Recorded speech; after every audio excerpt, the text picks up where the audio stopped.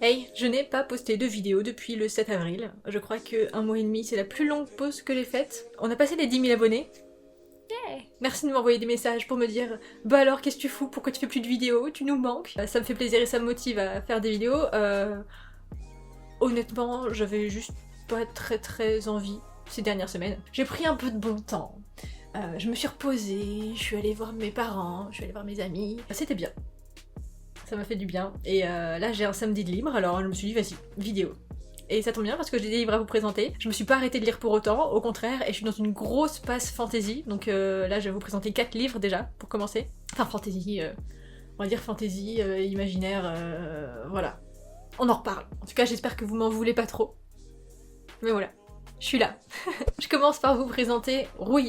Vous vous doutez bien, si vous en avez entendu parler, que j'allais en parler obligatoirement. Pourquoi ?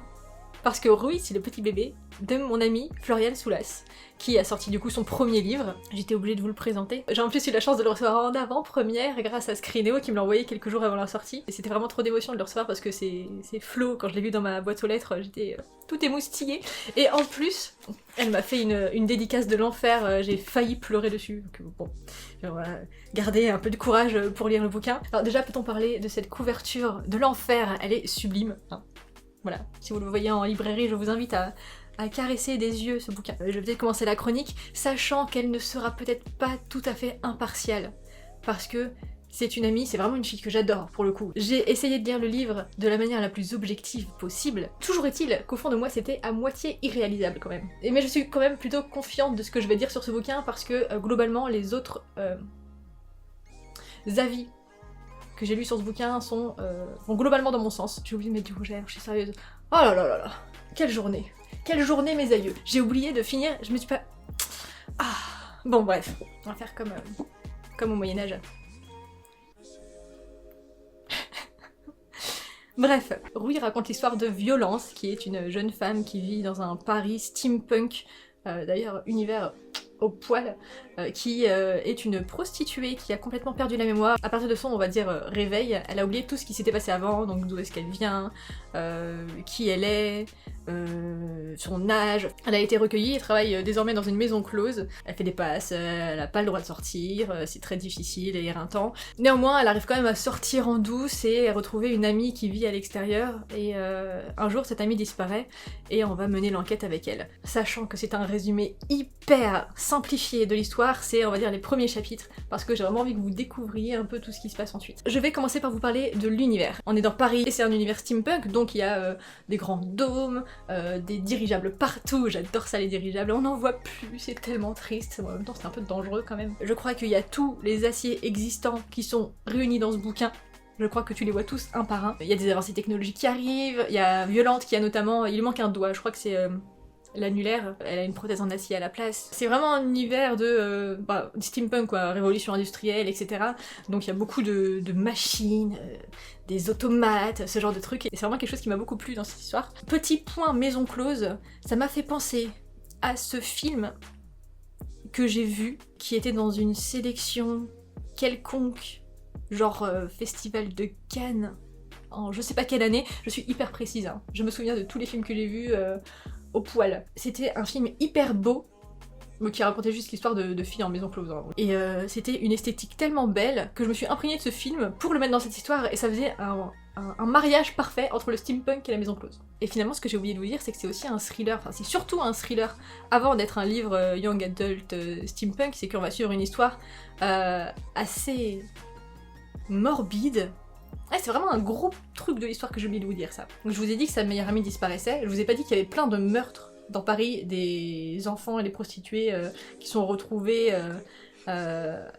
énucléés et avec les mains arrachées, ce genre de choses. J'ai peut-être fait un faux pas en oubliant de vous dire ça. Je pense que c'est plutôt important. Florian ne fait pas dans la dentelle, c'est pour ça que j'aurais tendance à dire que c'est un young adult, mais un young adult pas trop jeunesse non plus, donc si vous avez un peu de mal avec les trucs pas juste sanglants, mais encore une fois vous savez ce que j'aime bien, un petit peu trop, vous voyez ce que je veux dire? Un petit peu trop crado, ça vous ira. Par contre, si vous êtes un peu trop sensible, je vous conseille de sauter quelques passages, ça dure jamais très longtemps, il n'y a pas des grosses scènes de torture, ça va, c'est franchement gérable. Il y a quelques parties de l'histoire que j'ai vu un peu voir venir, néanmoins c'était pas la plus grande partie, c'était pas la fin, donc c'est le principal. Je suis très contente et très fière d'elle, parce que c'est ma copine et que je suis super heureuse que cette meuf déjà de base hyper intelligente, passionnante, passionnée, si un jour vous arrivez à parler bouquin avec elle, je vous recommande cette discussion.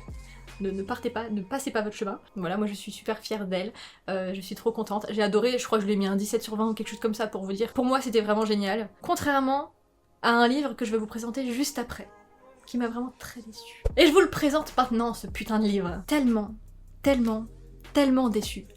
Tellement déçue. Vous connaissez mon amour pour Brandon Sanderson et sa saga Fils des Brumes. Donc ces 3 tomes, ces gros pavés de 1000 pages chacun là, que j'ai adoré, que j'ai bu comme de l'eau bien fraîche quand il fait 32 degrés dehors. Fils des Brumes, c'était phénoménal. C'était mes meilleures lectures, genre 2016-2017, vu que je les ai lues à ce moment-là.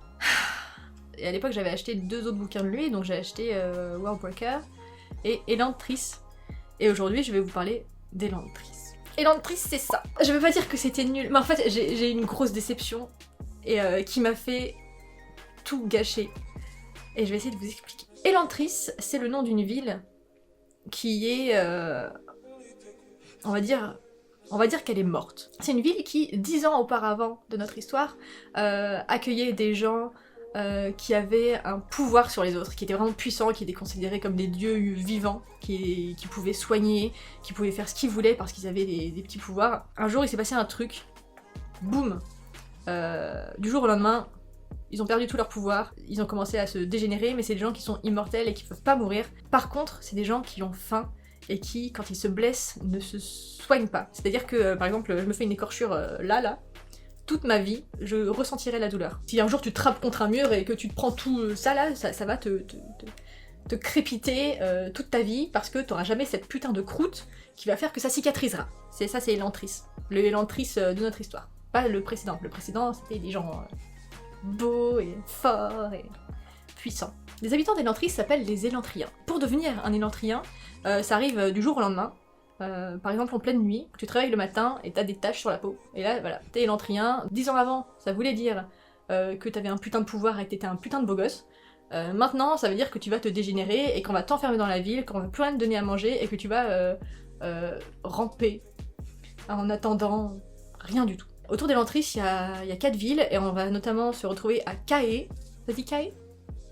K-A-E. Et à Cae, il y a une jeune femme qui arrive qui s'appelle Sarene, qui est une princesse d'une autre contrée qui arrive pour épouser le prince de Cae. Donc elle arrive et quand elle est sur son petit bateau, en fait, le prince, qui s'appelle Raoden, il devient Élantrien. Donc c'est-à-dire que pour les yeux du monde, il est mort. D'ailleurs, tout le monde lui dira il est mort, personne va lui dire qu'il est devenu Élantrien. Mais lui, il va aller dans la petite cité, enfermé, rampant, et elle va arriver à Cae. Se goupilleront ensuite des machinations politiques, parce que son mariage en fait a eu plus ou moins eu lieu, parce que le mec est mort, et du coup ils sont quand même mariés, donc elle va rester, et puis elle va un peu faire jouer son petit jeu politique comme Brandon Sanderson, c'est très bien le faire dans ses bouquins. Alors poser l'univers d'un livre de Brandon Sanderson, c'est toujours très compliqué. Plonger dedans par contre c'est très facile, donc voilà, si jamais vous avez un doute, c'est très facile à comprendre, c'est beaucoup mieux expliqué que quand moi je le fais. Donc en gros Sarene, elle va essayer de voir ce qui se passe, améliorer la condition, puisqu'elle est princesse des habitants de Cae, et essayer de découvrir ce qui se passe derrière Elantris et pourquoi c'est devenu une cité déchue, etc. etc. Et Raoden, à Elantris, va essayer de faire la même chose en fait. Tout coupé du monde extérieur qu'il est, il va utiliser les ressources à l'intérieur d'Elantris pour essayer de savoir ce qui s'est passé 10 ans auparavant qui a fait que Elantris est complètement dead, quoi. Il faut que je vous parle d'un truc particulier. Dans ce bouquin, c'est énormément de politique et de découverte. Sarene, elle politise à Cae, il y a même un mec qui arrive, qui veut imposer sa religion dans Cae et dans le monde entier. Et c'est un mec hyper violent, qui est hyper vilain, et il faut le contrer toutes ses attaques, c'est que des machinations, c'est vraiment très politique, mais dans politique passionnante. Moi, vous savez, genre... lire Game of Thrones, ça m'a fait chier, mais lire le livre Brandon Sanderson, ça ne me fait pas chier. Et de son côté, Raoden, il découvre les pouvoirs d'Elantris, tous ces trucs passionnants, c'est vraiment hyper bien fait. Et, à la fin du livre, et je ne spoil pas. Vous en faites pas. Il doit se passer tout ce qui doit se passer à la fin du livre. On doit conclure, et le livre fait quand même la bagatelle de quasiment 800 pages, et sur les, on va dire, 150 dernières pages, tout doit se terminer. Donc tout doit exploser, donc doit y avoir, vous savez, les révélations, tous ces trucs machin. Dans Fils des Brumes, le 3e tome, la fin de la saga, elle est complètement folle. Absolument immense. Tu t'envoles dans le ciel, quoi. C'est incroyable. Je crois que j'ai lu genre 300 pages d'un coup parce que je voulais savoir comment ça se terminait et que j'étais tellement à fond dedans que j'arrivais pas à m'arrêter. Dans Elantris, j'attendais beaucoup de ces putains de dernières pages. Ça a juste fait un gros flop. Et c'est tombé comme un soufflé. Ça devait être un truc immense, épique. Et en fait, bah non. Je trouve que ça a fait plouf. Et j'ai trouvé ça trop nul. Ça m'a hyper déçue et j'ai pas su apprécier toute la fin du livre. Donc voilà, c'est mon petit coup de gueule sur Elantris. Brandon Sanderson, je ne suis pas très fière de toi sur ce coup-là. Heureusement t'as fait d'autres bouquins et j'espère que tu réussiras à me redonner ce petit goût d'épique. Je vais vous parler plus ou moins rapidement d'un livre que j'ai lu et ça commence à faire un peu longtemps. Donc j'espère que ça va me revenir. Je veux vous parler de La forme de l'eau de Guillermo del Toro et Daniel Kraus, que, rappelez-vous, je vous avais présenté en book haul et je vous avais dit que j'avais vu le film, que j'étais en train de lire le livre pendant le book haul. Excusez-moi. Donc, je disais que j'avais vu le film, c'était un immense coup de cœur, c'était hyper poétique, c'était sublime, c'était beau, c'était bien, ça dénonçait, c'était chouette.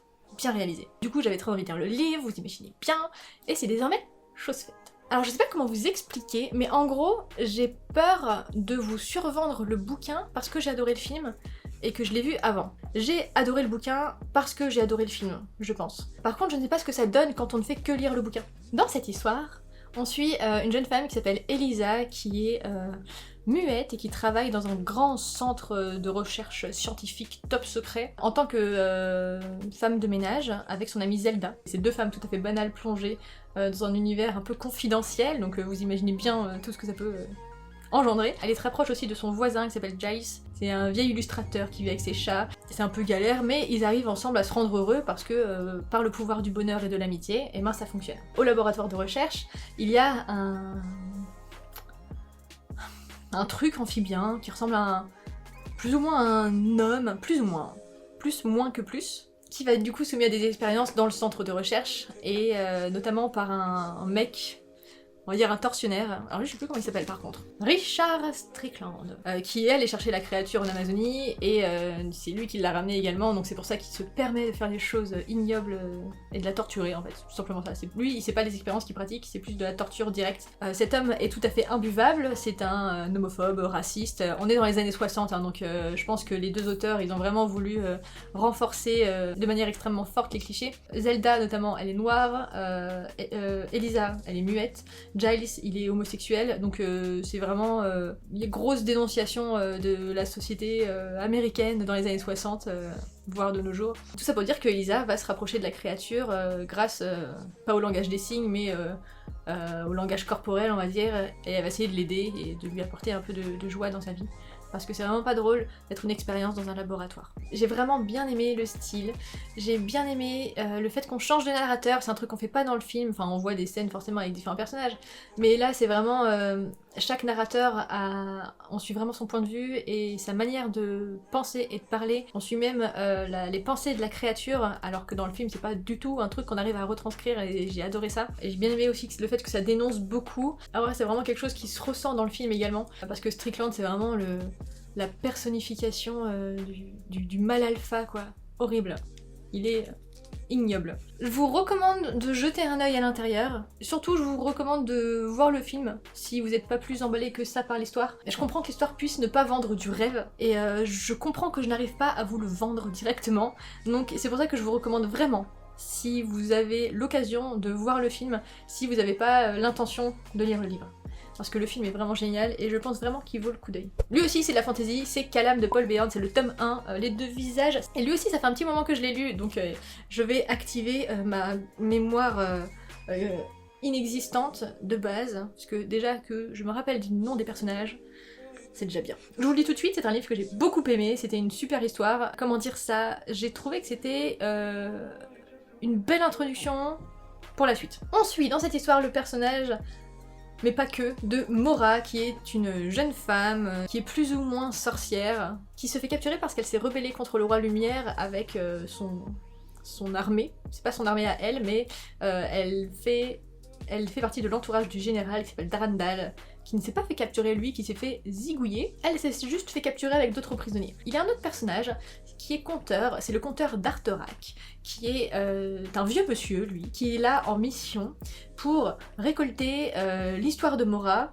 pour savoir qui était Darandal, ce grand général qui s'est rebellé contre le roi Lumière, qui a eu une vie un peu palpitante. Comme Mora c'était un peu sa petite protégée, c'est elle qui est la plus à même de raconter son histoire et de dire qui il était, quel genre de personnage, est-ce que c'était un homme bon, mauvais, qu'est-ce qu'il a fait, ses plus grandes hontes, voilà, ses passions, est-ce qu'il aimait faire du crochet, tout ça, tout ça. Donc le conteur d'Artherac, régulièrement, il va voir Mora en prison pour lui demander de raconter son histoire. Donc on va suivre l'histoire de Mora quand elle était petite et qu'elle a rencontré le grand général Darandal, comment elle a grandi avec lui à ses côtés. On suit également Mora en prison, qui essaie de gagner du temps en racontant cette histoire pour trouver un moyen de s'échapper. Et on suit aussi l'histoire du conteur, donc de d'Artherac, qui donc a pour mission de raconter cette histoire, mais qui va régulièrement aussi voir ses supérieurs, le roi Lumière directement, pour qu'on lui donne des ordres, ce genre de choses. Donc en gros, on suit ces trois personnages et leurs agissements et leurs petites histoires.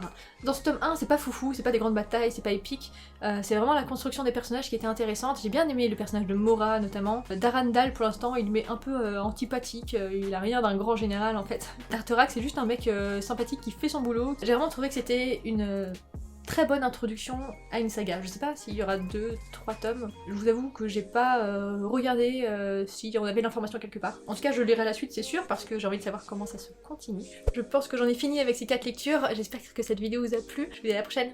Bye!